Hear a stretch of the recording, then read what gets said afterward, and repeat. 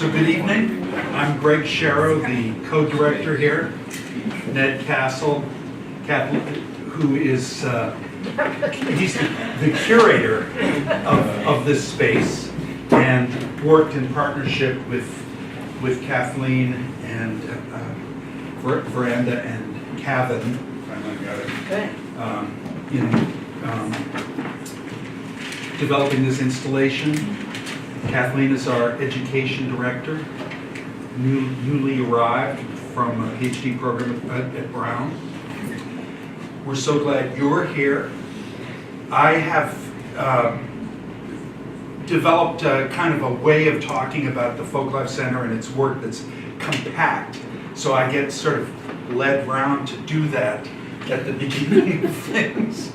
And so I need to be compact. Essentially, when we are explaining what we're about, we talk now in terms of helping people become visible to one another. And I said this if you were here at the opening of this show a few weeks ago. And then we went out to dinner afterward at the wonderful generosity of Kathleen and Veranda, yes. And we were with many of the people who are whose work lives are an integral part of this exhibit. And Paul, yes? I don't know who you're talking about. Oh, Paul, this Paul. Yes. Hi, I'm her partner. Yes. Thanks, Paul. Paul invited people to speak about the project. Veranda and Kathleen, of course, me, but also a whole bunch of people who were there.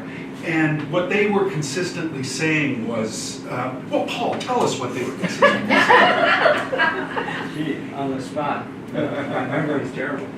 Well, the impression I got was not only was this a job, this was their life.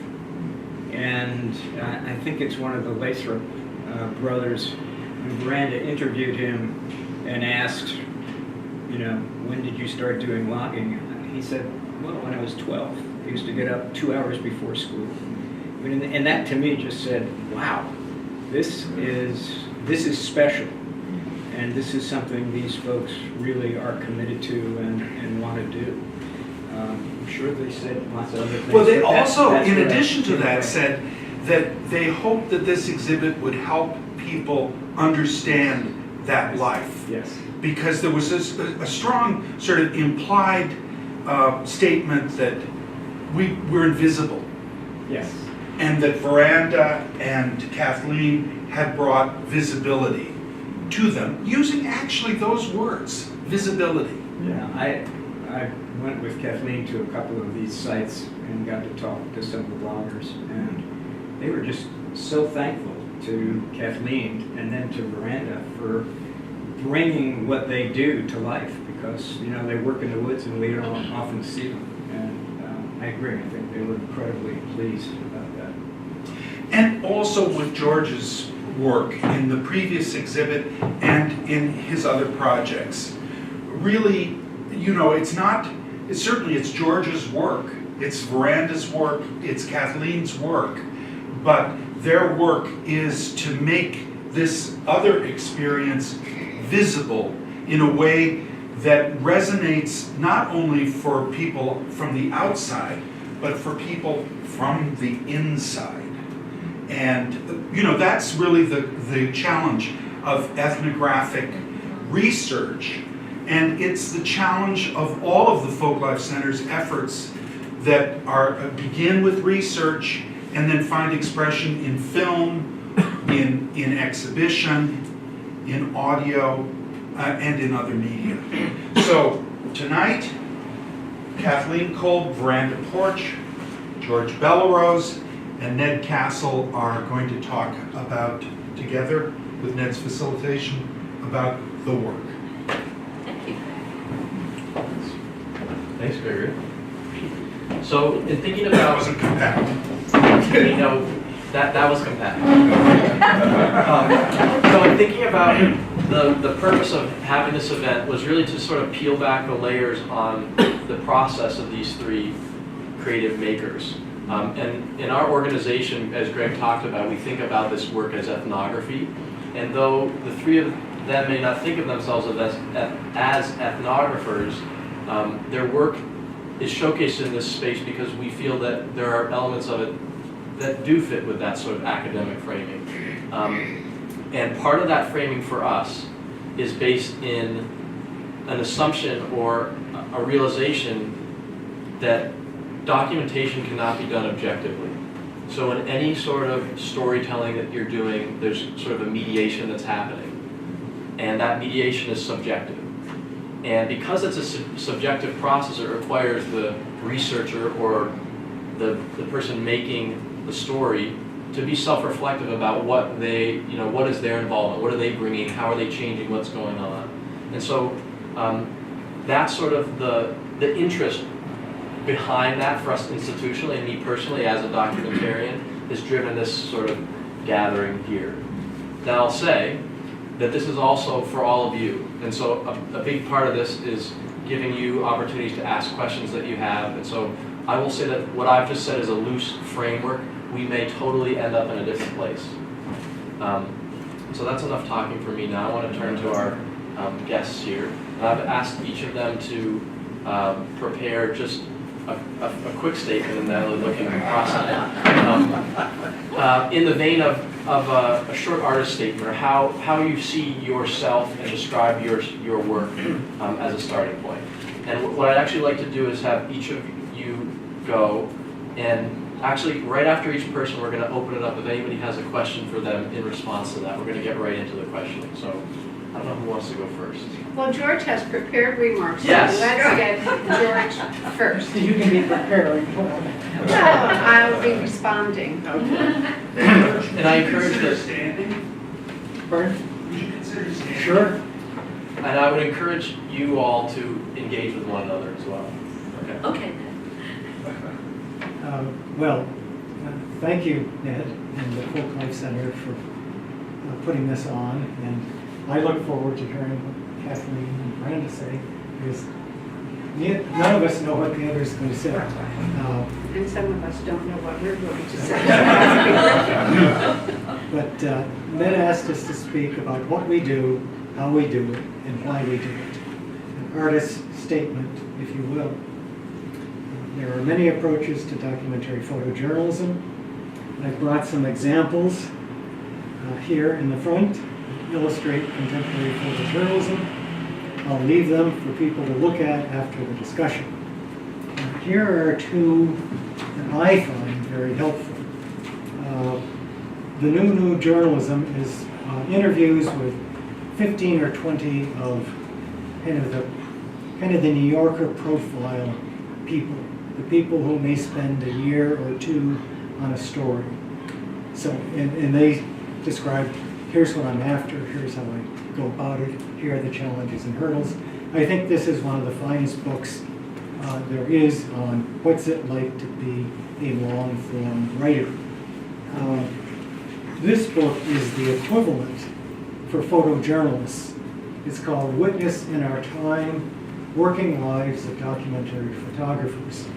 And Ken Light, who's a fine photographer, has interviewed some of the most eminent photographers of our time. People who know photojournalism would recognize this as a photo by Sebastian Salgado, who is, I don't know if you'd say he's God, but for us of us laboring down in the vineyards, he is the standard of documentary photography. I've always considered myself a journalist, so I'll offer a photojournalist perspective. For me, any project starts with a question: what's the story? How do I tell it? Who cares? I wish at the outset that I had clear answers to those questions, but I rarely do. I usually mumble, it's a work in progress. And that is intentional. I do have a rough outline, but the pieces may not fit clearly together for months, if not longer. My goal is to remain open and non-judgmental and follow the story's trail wherever it leads. At the end, I hope the people I've been documenting will say, yes, this is who we are and what we do. The stories that interest me have always been detective stories of a sort, where I get to play amateur sociologist, anthropologist, historian, economist. I'm interested in stories with many layers. I'm a great believer that everyone has a story to tell, but that too often we are too busy to listen. I rarely tire of listening, and my projects are largely told through the voices of the participants. My obligation is to provide some context, but my role is to be a fly on the wall and stay out of the way. I try to be descriptive rather than prescriptive, to ask open-ended questions, and to frame choices. I'm interested in the people and occupations that are essential to community life and our well-being, but that are often overlooked or understood only superficially. I'm interested in the what would it be like questions. What would it be like to be a dairy farmer or a logger? What would it be like to grow up in Alabama or Afghanistan? It is a cliche, but true, that we increasingly live in silos. In Vermont, many of us are disconnected from the occupations, farmers, loggers, quarry workers, that were once very visible and shaped our state. America, historians tell us, was born in the country and moved to the city. These are the stories that interest me and that should be told. Here I share very much the Center's mission in preserving the voices and traditions of Vermonters. I'll end not with an artist statement, but a photojournalist statement. The photojournalist is Eugene Smith. And I have some of Smith's work here. And this book here is the documentation of a village in Japan that was poisoned from a fish blade.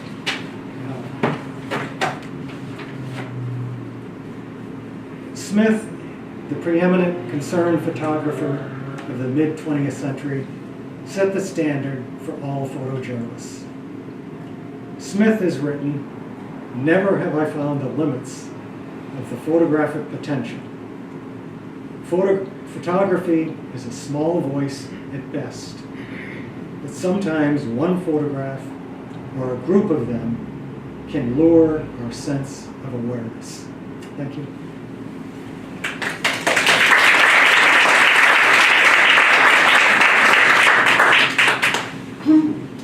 Okay. Well, thank you so much, George. That was really fascinating.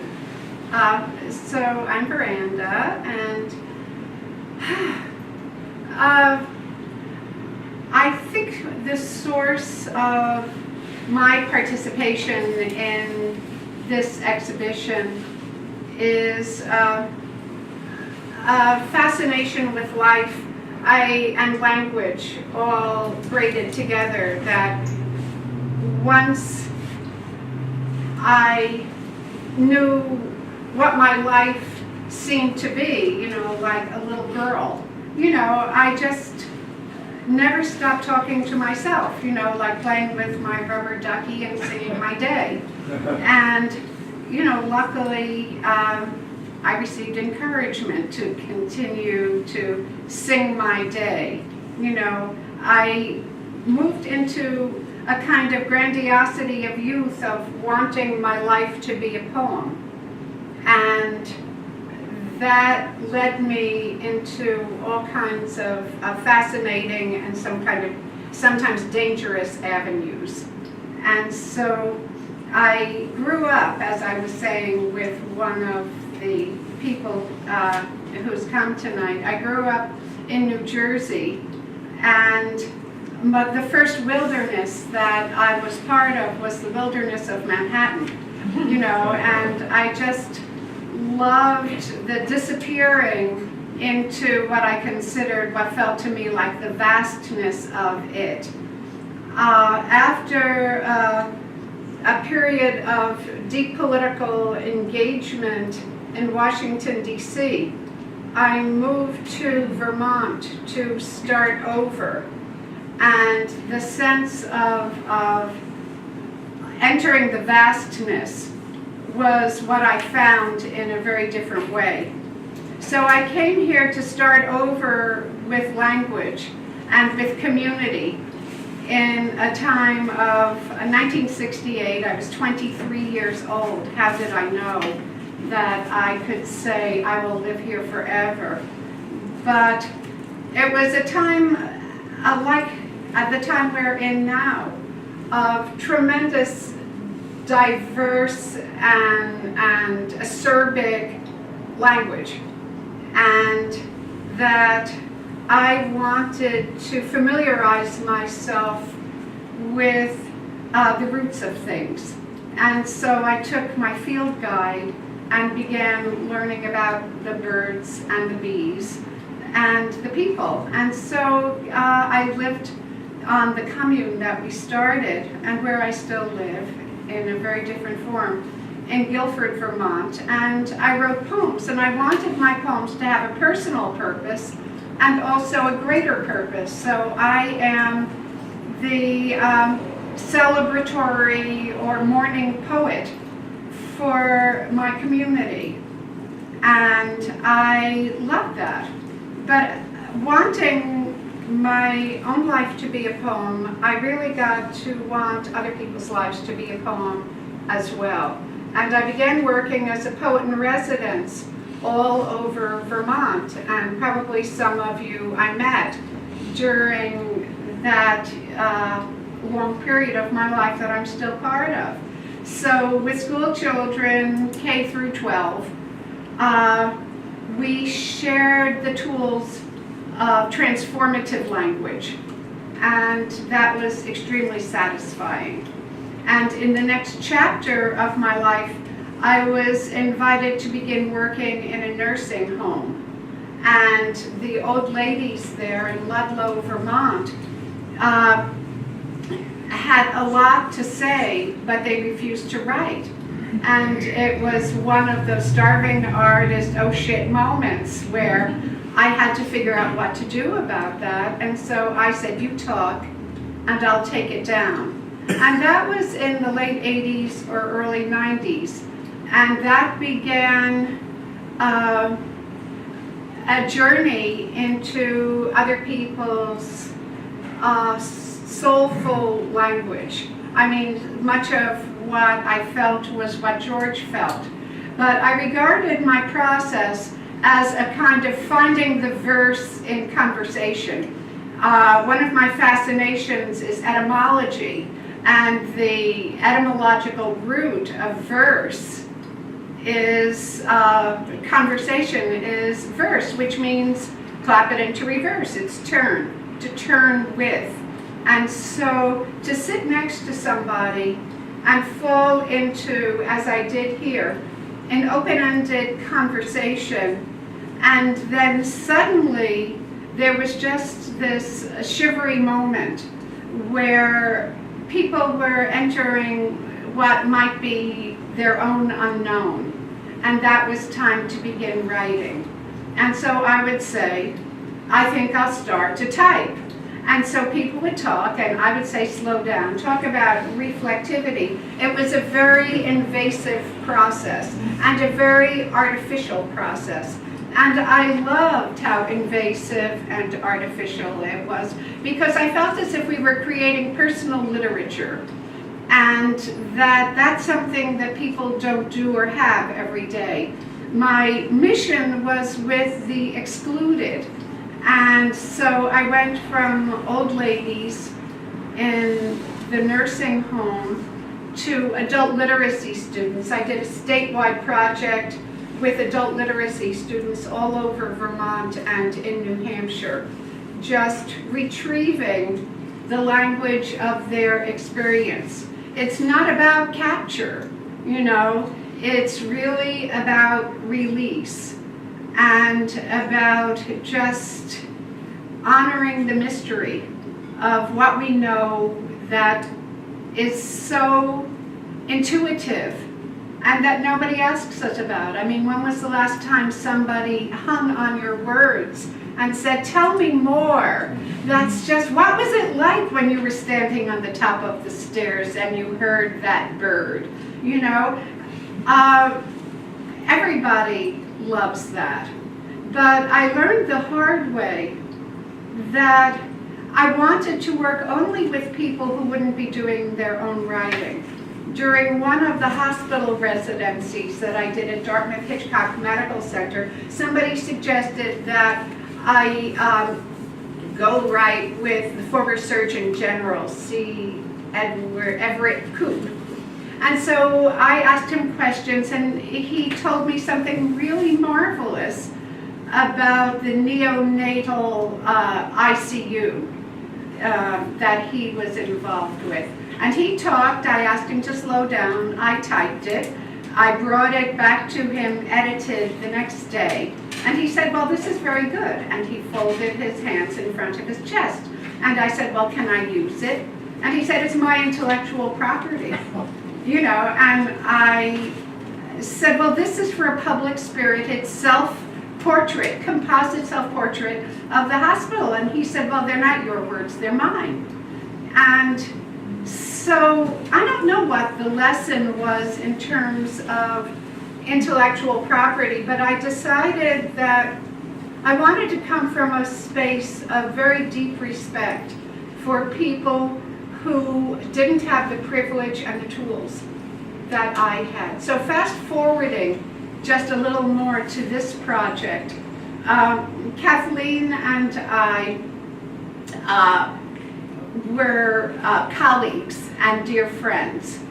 And when I saw these paintings, especially that one behind you, Morning Work at the Landing, she presented these paintings at the Governor's Institute on the Arts, where she had been on faculty and I was. And I just thought, these paintings need a voice. We need to amplify what's going on here. And there's a certain kind of poetry, I don't know if I can pronounce it properly, it's called ekphrasis. Is that ekphrasis? It's poetry responding to visual art. There are many famous examples of ekphrasis, of Auden doing the poem about the old masters and you know, the fall of Icarus and all that. Lots of poetry like that. But in this project, the wonder of it all was that each participant was looking at a painting that Kathleen did.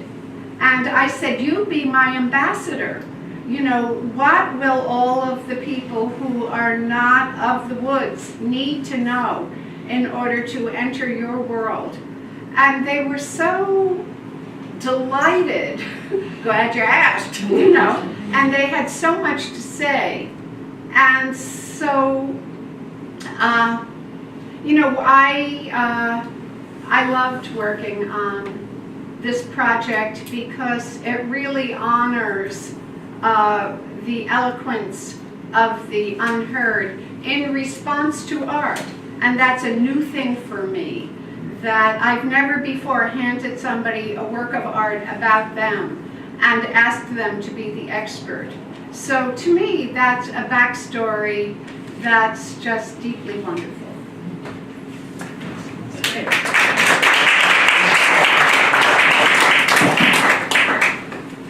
Well, I'm responding to things that both George and Miranda said, especially that last piece, because I had never really looked at your role in this project exactly that way. And there's a part of that that's, you know, that engages my work in it. One of the reasons I started doing this work was I'd been invited to submit some work to an exhibition about work. And as a landscape painter, as a younger landscape painter, the obvious direction to pursue was farm landscapes, because they're so popular in Vermont and so obvious and so cliche. And I thought, I don't want to do that, that is so cliche. And I turned around and thought, well, wait a minute, 75% of the state is trees, and there's plenty of work going on there, which I knew. So that was what started me down this path. And what I noticed once I started was that the people I was using as subjects, and I have a very different approach than Veranda. Veranda is very much your friend when she comes to talk to you. You know, she'll sit right down at the kitchen table and you will know all about her and she'll know all about you. And I am the polar opposite of that. I was often, obviously, in deep snow, bundled up, so all you could see of me was this anyway, so I was a little bit incognito, and trying really to stay out of people's way, because I was there while they were working, often with dangerous machines or equipment. So I was trying to really not be a nuisance, and there's a little piece of me that's, maybe a big piece, that's shy. So that was another component of how little I actually engaged these people except to ask permission and to tell them what I was doing and to get back in touch with them when some of the work was done so that they could see what it was about. And when I did that, I'm thinking of one person in particular who unfortunately is deceased now, but his equipment is in a number of these pictures, and he was so moved when he wanted to see the works when they were displayed, so he did come to a gallery opening and was there, you know, amongst the string quartet and the hors d'oeuvres and the plastic cups full of wine. And he and his wife they'd come over from Port Henry, and they stood in front of the painting. It was the one that's in the center of that wall there, and I could see tears in his eyes. And that was very humbling for me, because it made me understand that my paying attention at this level to people was deeply validating, and there was a point of access there for me which demanded my respect of what they were doing, of what their lives were like, whoever they were. I mean, none of us are perfect, and many of these people have very different lives and different points of view than me, but we do share a love of being outside, a love of trees, a knowledge of the need for that. So that's part of my story about this show. What many of you know from having looked at my work over time is that the great seduction for me in making work is light, light on the physical world, and creating an illusion so that I can fool you into being somewhere else, because I like fooling myself into being somewhere else. So that's what drives a lot of my work in the first place. So having it be faithful to something I'm actually seeing, so that I can get a response from the viewer that could be true. That makes sense. It's really important to me. So I don't actually take that much license with my subjects. There's something very profound for me about being faithful in the imagery. So I'm going to leave it there and let you continue.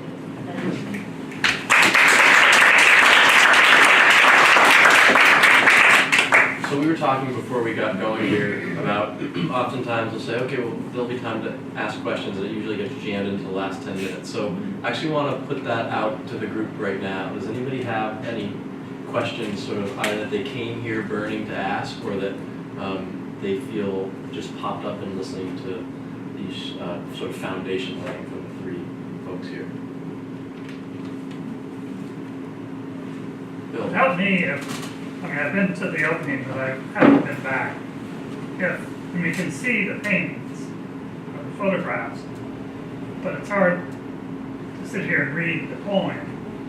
If maybe you could read a short poem of one painting, then I'd have a better understanding of what you just explained. Oh, sure. That's a great idea. Okay. Thanks for that suggestion. And so here, just for the interest of convenience, Here's Judy Dow. Incidentally, she is also somebody we knew from the Governor's Institute. But she's an Abenaki, she taught me to pronounce it that way, ethnobotanist, artisan, and educator. And so I'm not going to read my introduction, you know. Okay, but here is Judy. And so process is that I said, well, actually, what was different here is that the painting wasn't done yet when I spoke to her, but I had the photographs that were the root material. But I already had a relationship with her, so, you know, she trusted me. Okay, so this is called Harvesting Red Osier. When the sap is running in the maples, harvest red osier, and it retains the color. Before gathering, I always leave tobacco to thank the plant. My fingers have memories. My fingers are used to handling plants and being on the land. When I'm trying to figure out what to use for a basket, I want each one to be different. The only way is to touch the plant, to hold it, to use it. Native people weave 2 baskets and bury one as a gift to the red osier. All the little shoots will eventually grow into another plant to harvest when you return. Red osier makes beautiful dream catchers. You can bend and shape it any way you want. Hang one over your bed or your baby's crib. The night air is full of dreams.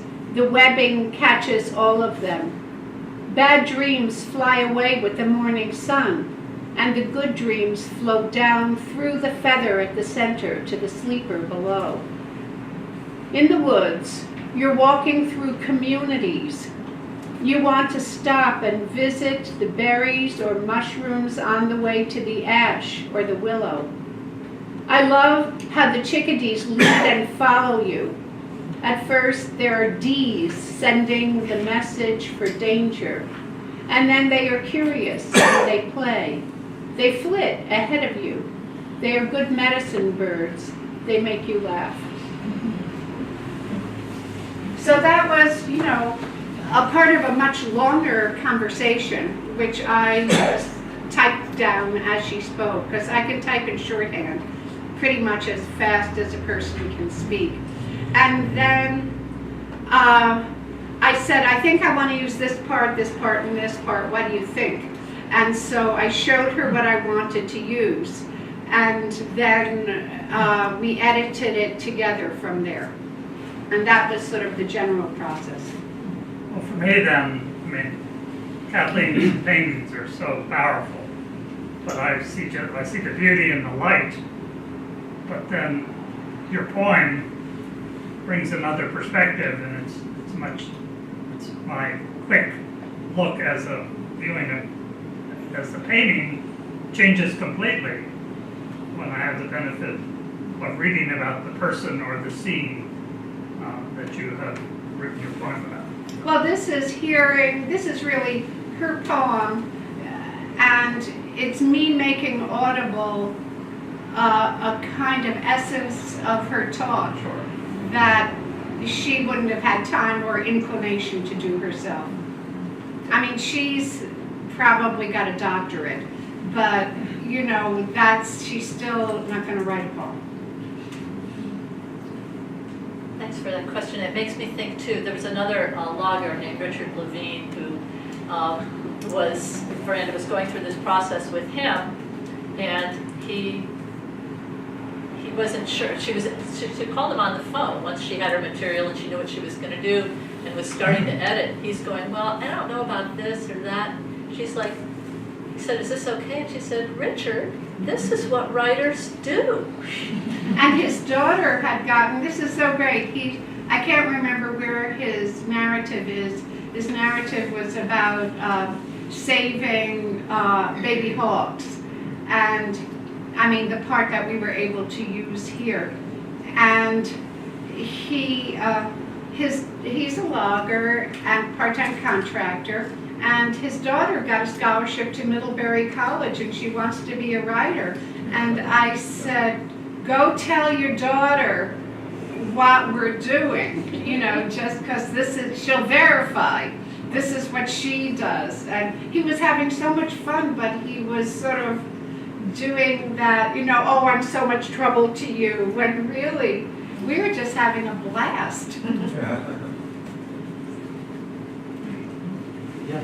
So, Kathleen, were you there when Miranda was meeting? Doing her interviewing? Yeah. No, I was not. It's that shy part of me again, maybe. I called people and I reminded them that they had, you know, and some of these paintings are old. You know, some of them are as old as 20 years ago. So I had to remind them that we'd done this together. And then I said, I'm trying very hard. And this passionate feeling that I really wanted to collect this work and bring it as a unit so that it could be seen as a body of work. I think it has a different kind of energy and power gathered together. So it was a real driving force in me to make this happen. And I just talked them into letting Miranda talk to them. And once she started talking to them, I think that they all made friends very quickly. Well, I was scared to call them. But George, I was wondering about, you don't mind if I just ask him a question? Absolutely. Okay. No, I was thinking about your work as a photographer and what your interaction is in terms of finding the shot, or do you take like lots and lots and lots of pictures and then edit later, or do you have a vision? Like, how do you see the artistry of your photography? Because I looked at your photographs and they seem deeply intentional and personal. It's a difficult question to answer. good. On the one hand, you want to think about what you're doing, and on the other hand, you don't want to think. You just want to be open. You go in with a certain, I want to capture, what does it feel like? And sometimes you work so hard to do that, you can't see anything. So what I try and do is just go in and say, okay, I'm going to document from 5:45 when you get in the pickup truck and head up to the mountain or wherever you're cutting. And just try and show little bits of the day in a number of pictures. And then you hope at the end that the sum will be greater than the parts. And that you'll have one photo that really stands out. Sometimes when you take it, you say, yeah, that's a good one. Sometimes something that seems like a throwaway in retrospect really speaks to what is going on.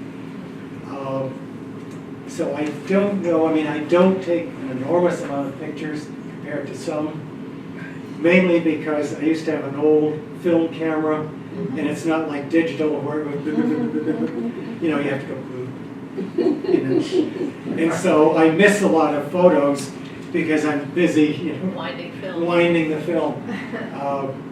But over the course of a day, if I spend 8 or 10 hours, I might take 15 rolls, which would be roughly 500 exposures.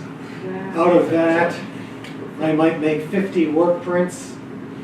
I will give those 50 work prints to the loggers or whoever and say, you know, thank you, you know, keep these. I hope they mean something to you. And I think my reaction is they are so grateful to have people listen to them and show what they do. I've had people say, well, here's one set. And I said, well, if you'd like more, just let me know. And they say, well, I have 3 kids. I have a brother. Could I have 6 sets? So I go to the Xerox machine and you know, suddenly there are 300 pictures. But I think the reactions that we have are very similar. They want to tell their story. Sometimes they get a little nervous at the end. I know I said that,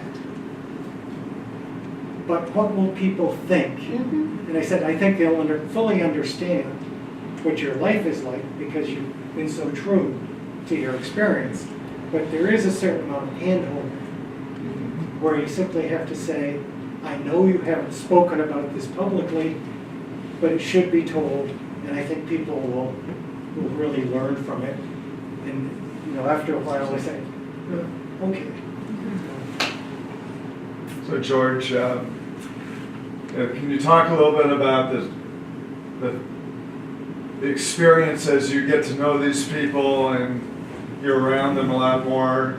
Do you feel like the photography just gets deeper in a sense as you, just the time you spend with them and understand what they're doing? Or do you feel like it could be just as good right at the beginning? What I try and do is, can be just as good at the beginning. But what I'm always saying, is there something deeper? This is the obvious shot. But is there a shot that says this, but it also says other things? Do you get two for the price of one or whatever? So I'm always looking for that.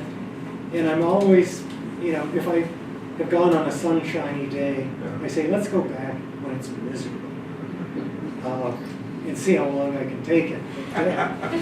But, so when I put the photographs together, I said, okay, I need a July day. I need a February day. I need an awful muddy day. I need a rainy day. So each of those settings gave you a different kind of picture. So, just by being there, you get react differently.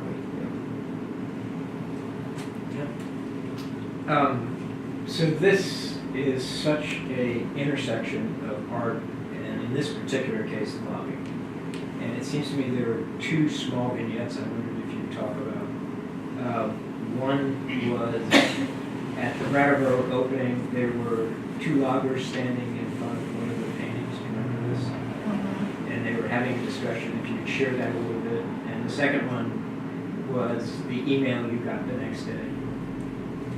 All right, Paul is asking me to share a couple of stories from the first iteration of this show, which was at the Brattleboro Museum and Arts Center. It's a little awkward that he's asking me to do this because it draws attention to us, but the first, it was a story where Bill Torrey, who's a logger now turned storyteller, and he's very skilled at what he does. He comes very highly recommended for his knowledge and care in the woods. And several of the paintings in this show feature Bill. So one of them, a woman came up to and she's looking at it and saying, I think the painting's actually upstairs, but anyway, she's looking at it and going, that does not look right. I don't know why he put the cup there. And she's looking at it as if it's a photograph, which is a problem I encounter with my work a lot. And they go back and forth on it for a while, she and her friend, and then somebody, was it you, Veranda, who said, well, Bill's right here, why don't you ask him? So a 20-minute conversation ensued about his method of felling the tree. And in the end, she conceded that he had done it correctly, and she runs a business called Chainsaw. So she wasn't, she is not a neophyte. She knew her business and knew how to handle a saw, and she thought she knew better than Bill, but it was, I presume Paul's point in saying this was that the artwork became the instigator of a conversation that was of some worth to a couple of people. And then the other part that he asked me to share was an email that I got from a woman in Brattleboro saying, just one line, do you have a print of, and I get this one a lot, do you have a print of the one that's on the card, which I did send to them because that was as close as we got to a print, of the starting a skitter. And she said, my husband happened to go to the Brattleboro Museum, and I have never seen him respond to a piece of art before, and I'd love to give that to him. So that's just personally rewarding for us when that happens. So thank you for making me share that. It's very embarrassing. Well, another thing that was so awesome about the opening in Brattleboro was that my next door neighbors had a 2-year-old and they couldn't get a sitter. And they said, I guess we won't be able to come. And I said, this is the exhibition. And there was a wonderful picture of little Finn, my neighbor, with a kind of hosanna, you know, it was like so many machines, and he was gravely asking, he wanted to know the exact make and model of each one, and they bought a copy of our catalog, and it's his favorite book. So, that was a happy thing. Nice hand here, yeah. I had a question, Kathleen, about your process. So when you go to a site, you take pictures, photographs, and then you go back to your studio, and then what happens? What kind of transformation happens? How do you work with the photo? Okay. Can everybody hear that question first of all? Marty has just asked me if, what my process is. She's presuming I go to a site and take a lot of photographs, and that's true. And then but she wonders what happens next. So, like George, I used to shoot a lot of film, and now I do use a digital camera with mixed feelings, but it certainly has many conveniences, as you all know. One of them being that as my eyes deteriorate with age, I can now put it on a big monitor rather than looking through a loop at a slide, which is how I painted for decades. So I work from slides or images, not exclusively, but mostly, because I do like a lot of detail in my work, which takes time, which means that if I'm working from life, it's just not feasible. When I'm working from life, I work small. Now, the charcoal drawings that are in this exhibit are all done from life because that's a quicker process for me. So in that case, for instance, there's several log arch drawings. I would go and sit there, and in one of them, I asked the logger to leave his hitch tied up overnight because they quit at 3:30 or 4. At least the guys I was working with did.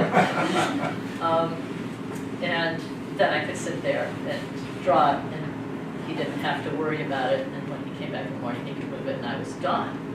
So that works out fine. But for a big painting like this, you know, that's going to take months,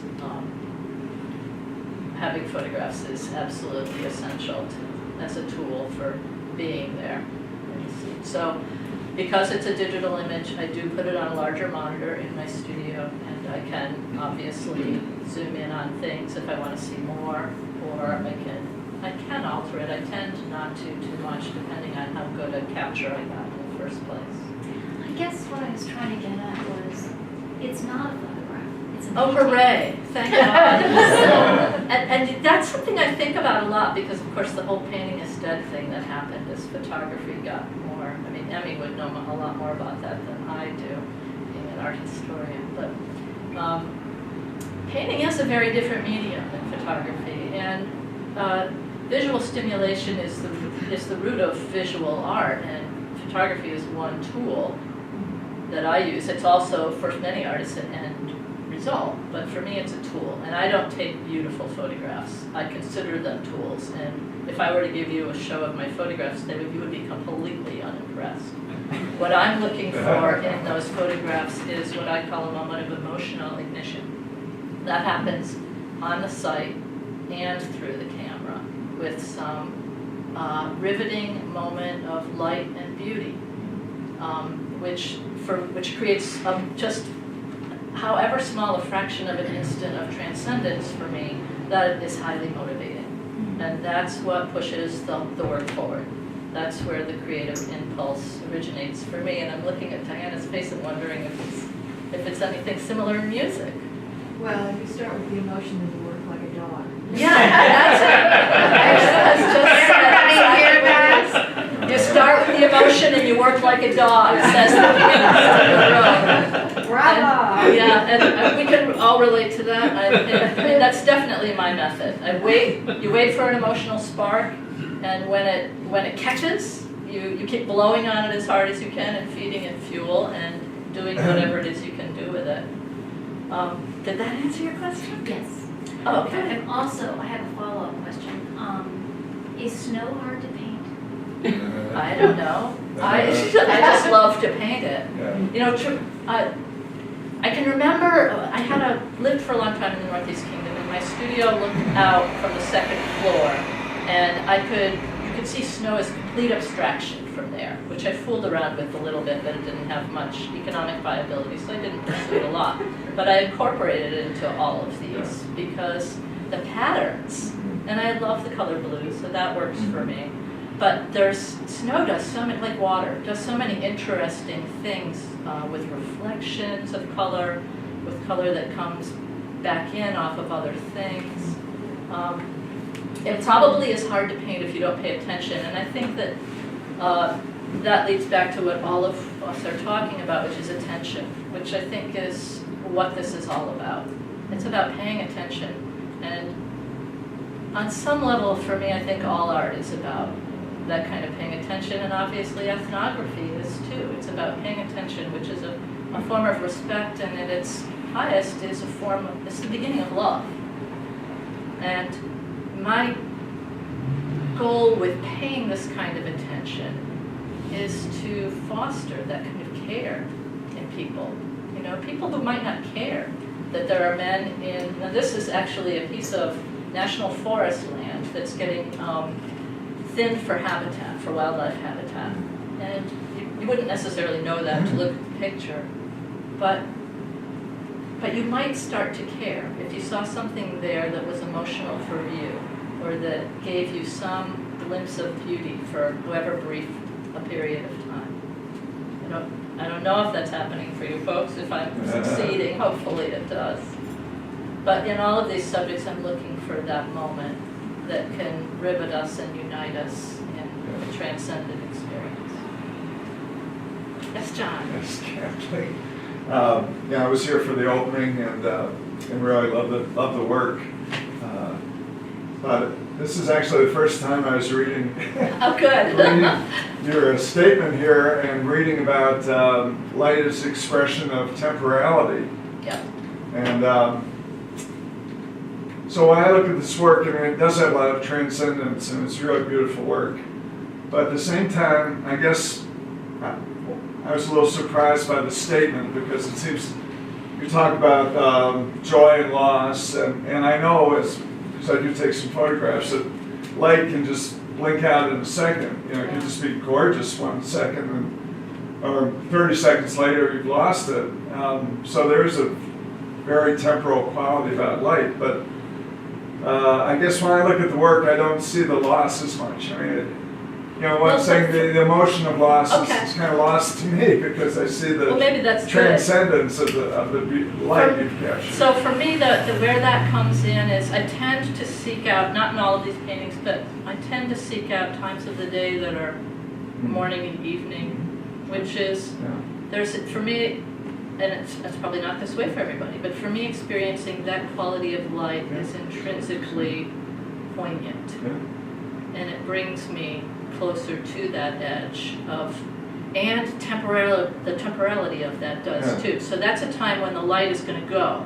I mean, all day long the light stretches and sustains, but at a certain point in the day, it, as John says, blinks out.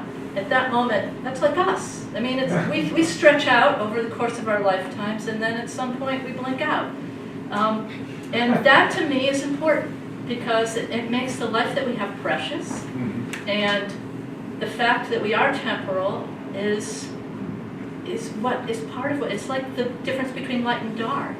If there's no darkness, light can't be perceived, and vice versa.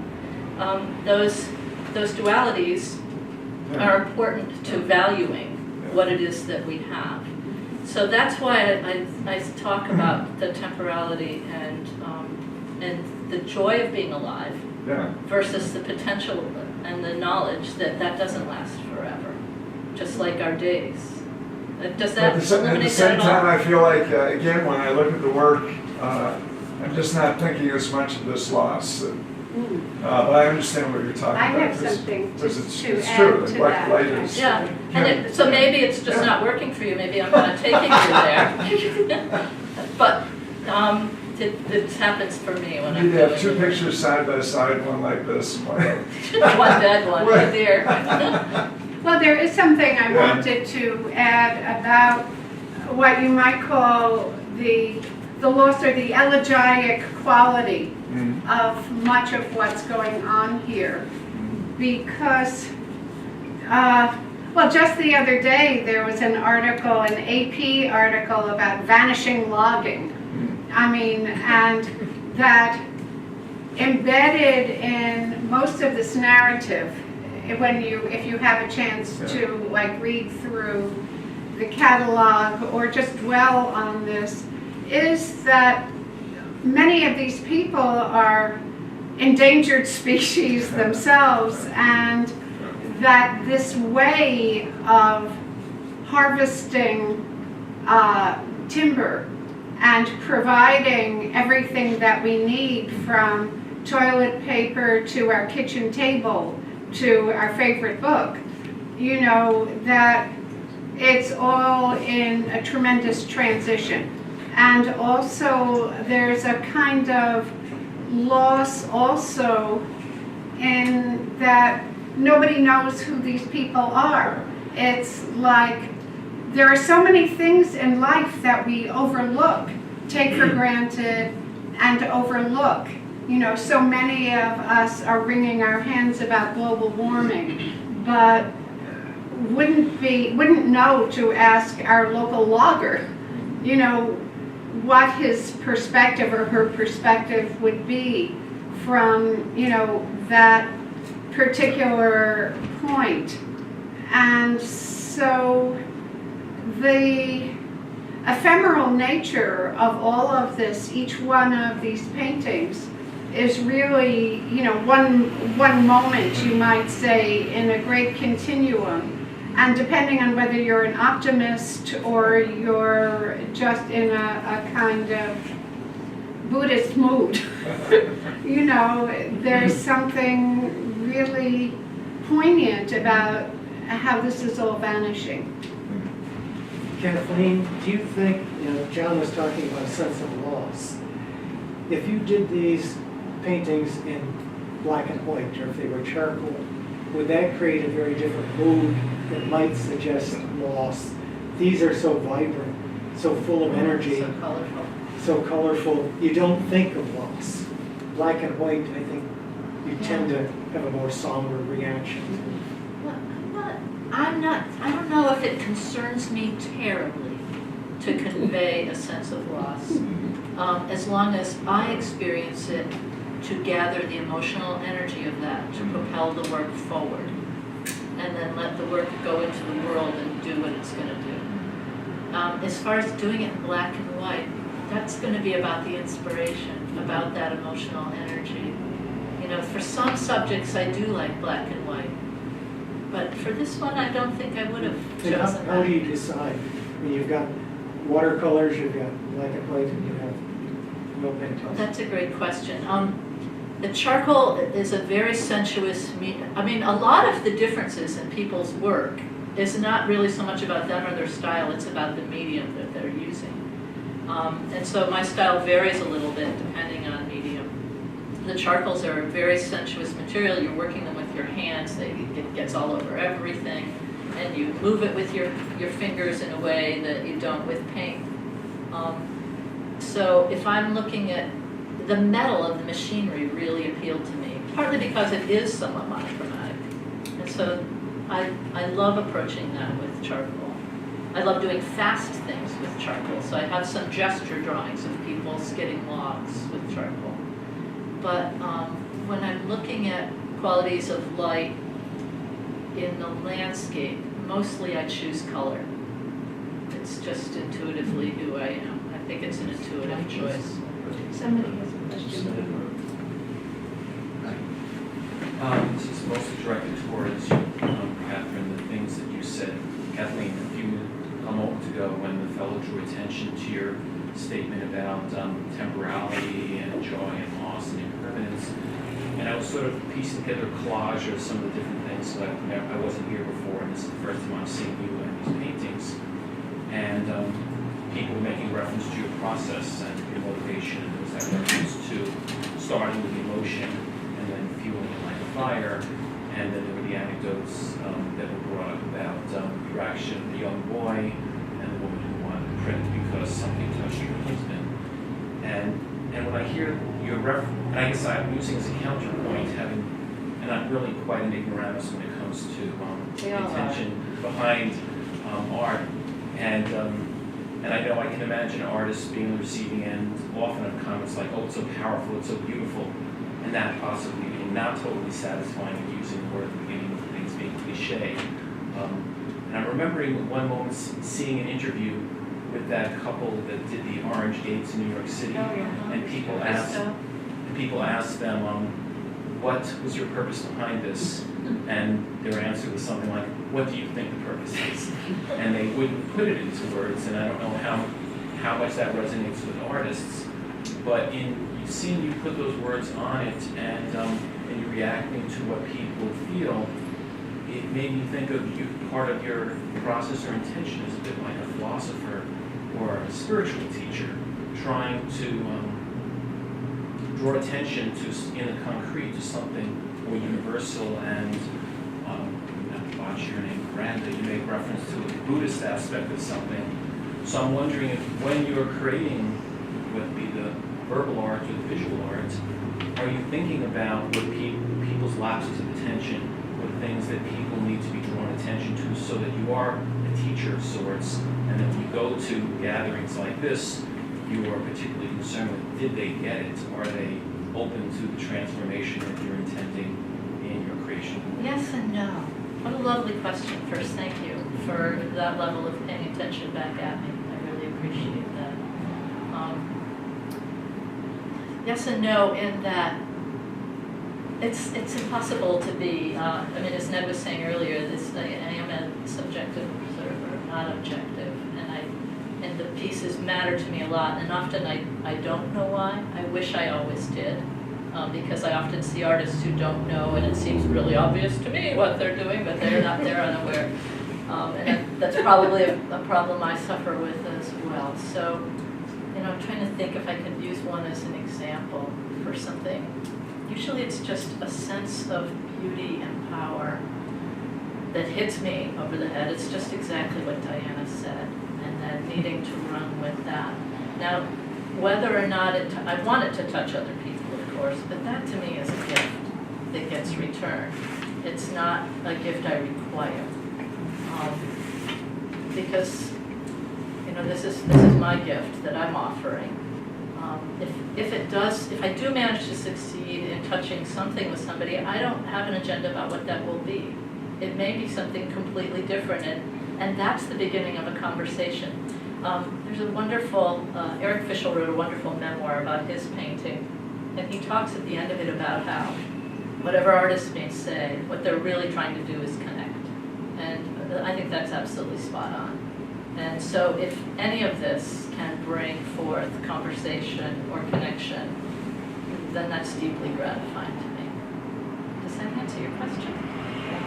Okay. Makes me want to talk to you more afterward. Okay, well that's fine, we can do that. I was thinking about the painting that's right in the back there, which is it's called Morning Work on the Landing. And I actually wrote a poem of my own, a poem that came out of my head, folding in a little bit of Larry Sherman's language. But the thing that first drew me to it was, the relationship of the two men who were father and son, who were right there next to each other having a conversation, and then Kathleen might have inadvertently pointed out that there's a bottle of Mountain Dew on the side of the truck that they didn't fling. Thank you, Missy. That's right, it's right there. That level, Kathleen's level of attention to something that was revelatory about their character. But there was also a beautiful flash of green. That was my attraction to it. It's true. And so, what a pleasure it was for us to go back and forth between the sensual awe, that emotional ignition, and then what Kathleen and I were joking about, you know, she has her emotional ignition and I have my radical receptivity. That's the sort of, you know, of just like I don't know, maybe there's a sort of sucking sound to it, like tell me more. But, you know, on a more serious note, talking about loss, the spiritual foundation of this project ended up for me being an outside place to know that life goes on. In the course of creating this exhibition, my husband was diagnosed with pancreatic cancer, and 47 days later he was dead. And that was between April and June, during the core time that I had gone to visit almost all of these people and had their narratives in my machine. But I had this whole other work where my husband, who loved this project, he was a small town lawyer who would have rather just tinkered with machines outside, you know, loved to smell like diesel fuel. And so it was like morning work on the landing got to be morning, work on the landing, and all of the language of fell and grapple and all of that took on a whole other meaning. But this became sort of the safety of my life at the time, and also a very profound part of the healing that is, you know, part of the process after a catastrophic loss. And a number of the loggers weighed in. You know, Larry Sherman in that picture lost the son who's standing next to him. And he said to me over the phone with great authority, it's going to take 3 years, you know. And it was just as if he was saying, well, this is how you sharpen your saw. You know, it's going to take 3 years. And then one morning you'll wake up and you feel different in your chest or something like that. You'll think, oh, maybe I have heartburn or something, but it's really that you're clear, in the clear. And I mean, that's not an exact quote, but that was the tenor, you know, of his talk. And so all of these people, you know, when you're risking your life at most every moment, you know, as Dave Mance, who's the young editor of Northern Woodlands magazine, you know, he talked about his father being a forester and taking him around to all these logging sites when he was growing up. And all of the guys who he met, they were all adrenaline junkies. And there is a certain kind of ecstasy in having that kind of relationship. And, you know, if you read in the narrative, you know, a lot of that comes out. And it's sort of like things you didn't know about people who work in the woods, and it meant so much to me.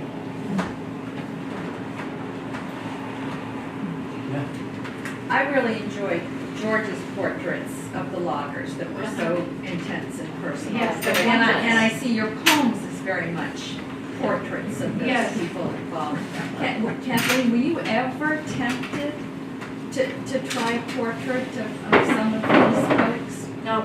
No, that's just not your frame, your way of looking at things, or would you define portrait in a different way? Would you call that a portrait?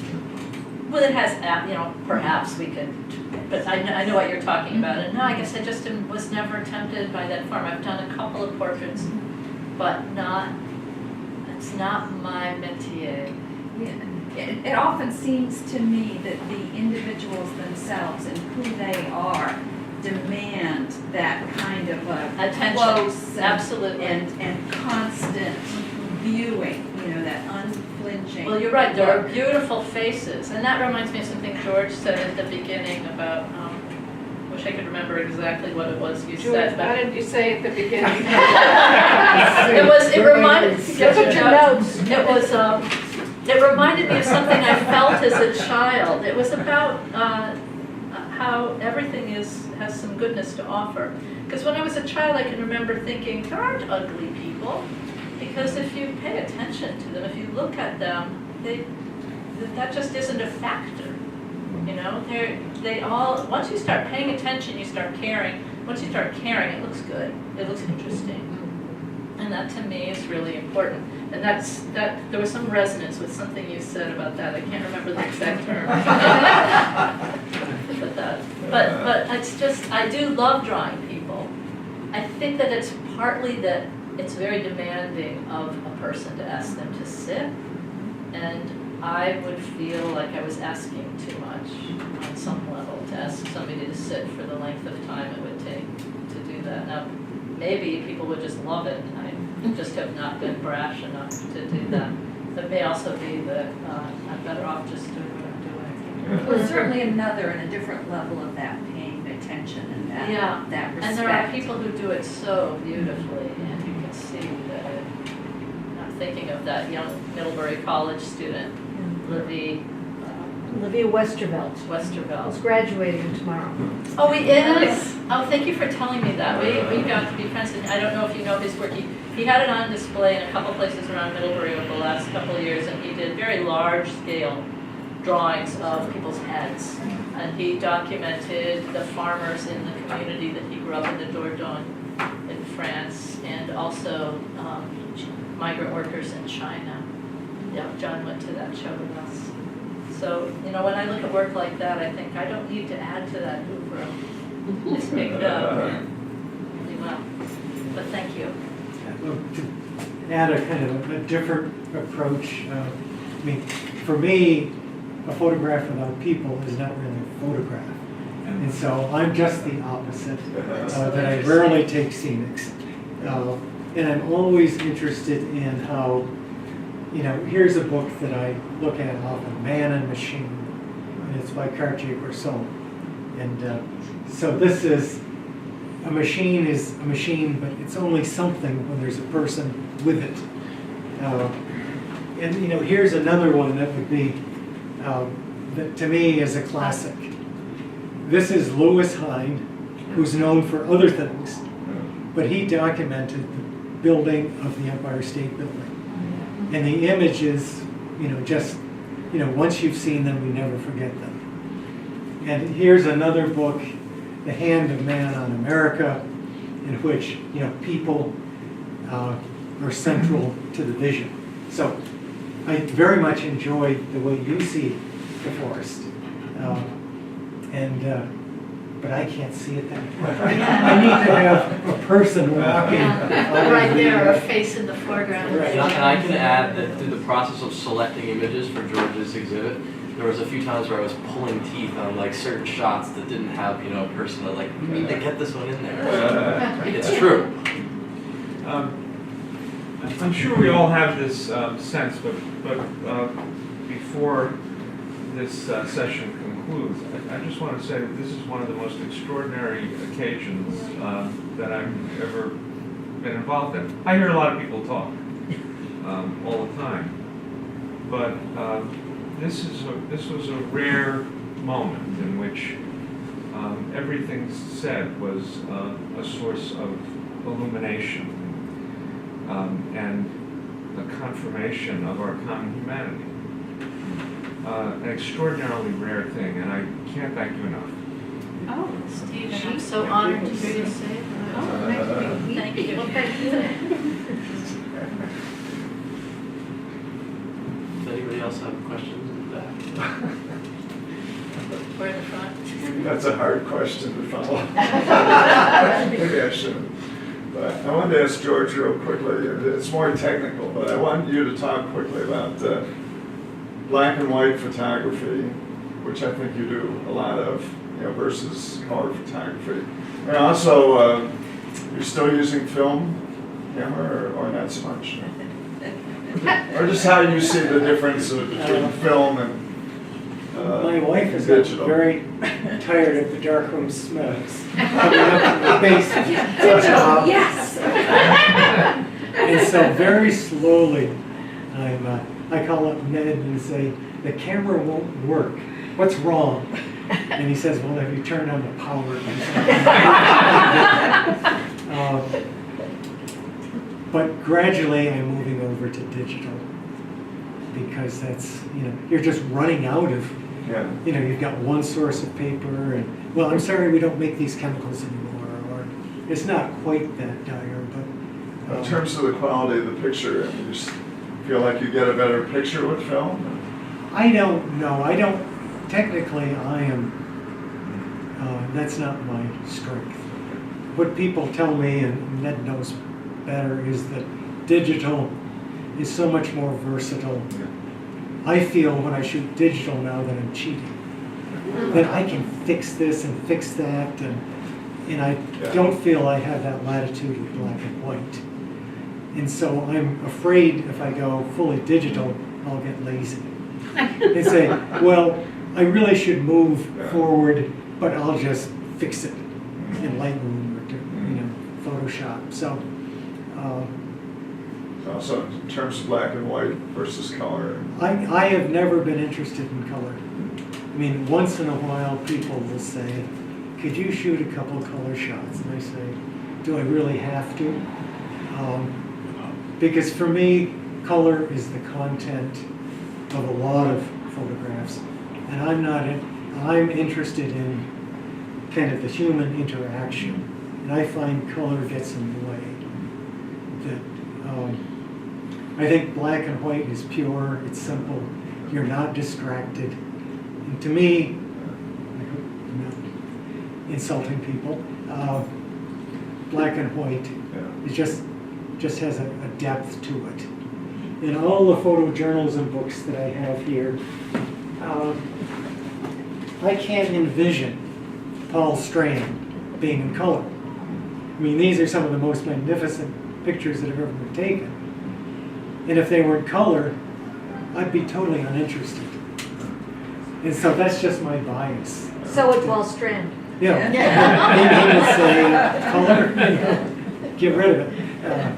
And I mean, Cartier-Bresson, when Cartier-Bresson has attempted to photograph in color, they're saying, don't bother.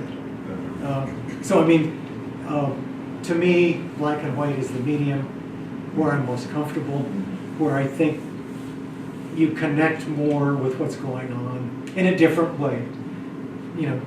Kathleen's pictures are wonderful. It's less distracting than just I black and think white. it's, I mean, Gene Smith, I don't want to go on forever, but, there are no more powerful pictures than you will see in Gene Smith.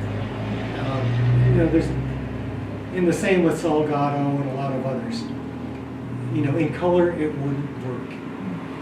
But that part of it's the content that they're, I don't want to filibuster. So we're winding down. I'm wondering if I could ask one question that's sort of been burning in the back of my mind. And that is, George, you referenced early on this idea of people getting a little nervous kind of right at the end. And Veranda, you referenced these conversations back and forth with people sort of to get it right. And you, Kathleen, have referenced this idea of not wanting to change too much, and also in the context of the exhibit, seeing people looking even at the details of how something was felt to have sort of a conversation. So what I hear in those is that there's a weight in representing someone's experience.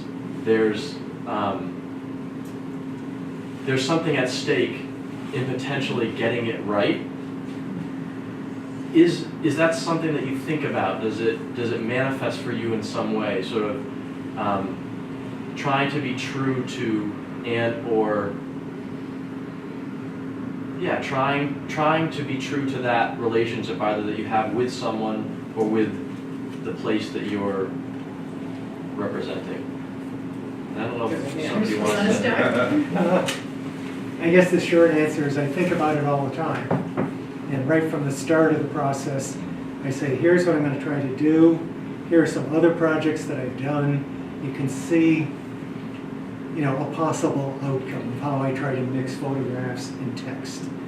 It's going to be in your words. If you're not comfortable with how for example, I've been transcribing an interview, and it's 6 hours of an interview, and it's 30,000 words. And I'm saying, I'm going to have to compress this, but I'm going to stay true to your intent, and I will show you just what I've done. If you're not comfortable with it, we'll start again. And so I don't wait till the last minute to say, oh, here it is, take it or leave it.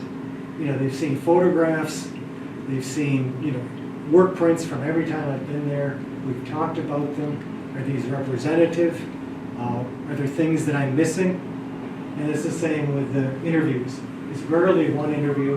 It can be 2 or 3 or 4, fine-tuning how they want to express themselves. As I know more, I have other questions that I hope will bring out. So for me, I try not to have any surprises for the people. That when I say, here's what I think is the end result, they'll say, sure, you know, I'm fine with that. Occasionally they get nervous, but I think there is a certain kind of, we've been in the background, and now we may be up and not on a pedestal, but we're a little uncomfortable, and so it takes a little, but this is valuable, what you've said, and you know, we should share it, so, yeah.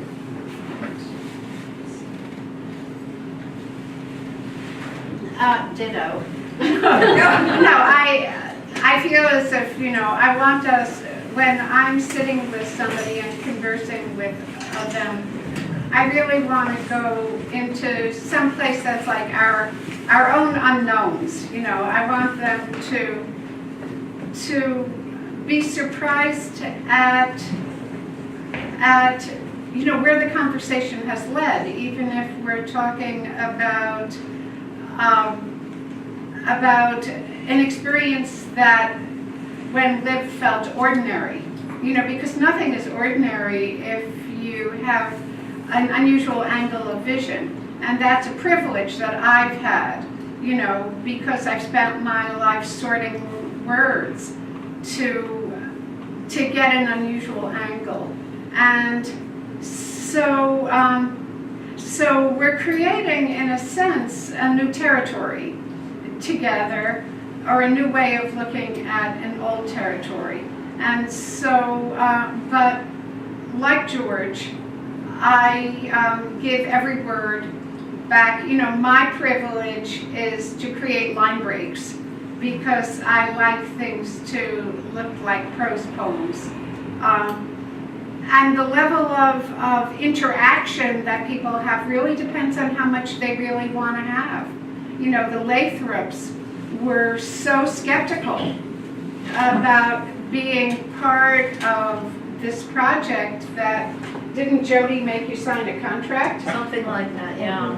Yeah, to sign a contract saying that they would have control over every word that went into it. And I said when I met the guys, well, this release form says you're in control of every word, so, you know, we're on the same page. And when we had our gala gathering after the opening here, Jason said, every word was what I said. He was exceedingly pleased, but he thought, you know, that was pretty good. And so, you know, that's all I have to say.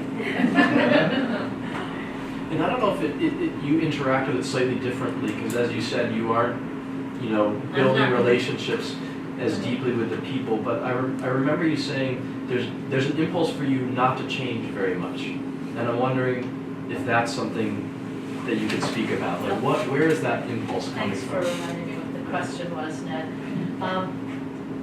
Not sure where the impulse comes from, but it's very strong in me to faithfully represent something that is true.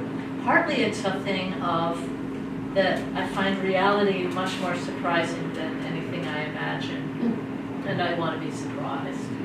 If it's already in my head, it's not going to surprise me. So if I keep looking, if I keep observing, I'll see something that I hadn't anticipated, and that will surprise me, and that will give me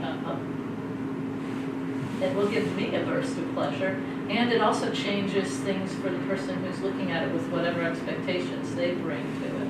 If I can use that faithfulness that way, And then the other piece that I wanted to just say in response to that is, I don't know if anybody here reads Barry Lopez, Crossing Open Ground, that beautiful collection of essays. I see a couple of heads nodding. There's an essay that he wrote called Landscape and Narrative, in which he talks to writers about writing about landscape and how important it is to, and I take it completely to heart as someone who paints landscape, how important it is to create an image that gives resonance to the viewer's inner landscape, something that they have created inside themselves, out of their experiences. This is all very intuitive. I'd read it aloud to you if I could, because it's so beautiful how he crafts this. And he was a man who spent a lot of time in the Arctic and with storytelling people who were talking about their hunts or whatever it was. And he starts off the essay talking about a wolverine and how this wolverine is behaving with a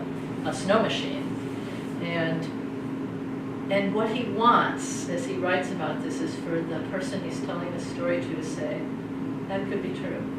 That makes sense to me. And that's, I don't need every chain on those tires to be exactly as it was, but I want whoever is there to be able to say, yes, that's the world that I know, that I live in, because I want that connection. Does that make sense? One more thing I wanted to add to what Kathleen does, it takes stamina to create that. It takes a tremendous amount of stamina. And that was something that all of the people that I interviewed were so responsive to. What you had said about work like a dog, all of the people who were in these paintings, they worked so hard and they recognized the stamina that it took for Kathleen to be able to put every brushstroke onto there, and that made them feel as if she was a fellow worker, which is a kind of awesome connection. Maybe so, and I think that comes back to, was it you, Margie, who asked about photographs versus paintings? One of the things about a painting is it takes so much time, and that's inherent in that object, no matter whether you perceive it consciously or not. It's inherent in it, and I have faith in that time that I put into that painting, that it will manifest somehow to the people who look at it. And that in itself, that time is a form of respect. So we have something we talk about at the Folklife Center, which is coined from a collaborator of ours, Erica Heilman. She talks about being, she's an interviewer, audio artist, talks about being in an interview and all of a sudden the language will get hot. And Veranda, your description as well, sort of sitting with someone and there's sort of an opening that happens. And I would say, sort of carrying on what the gentleman said, this conversation has been hot and the questions have been hot, and this has been really special. So we're sort of at the close of our time, and I just want to thank everyone for coming and thank you three for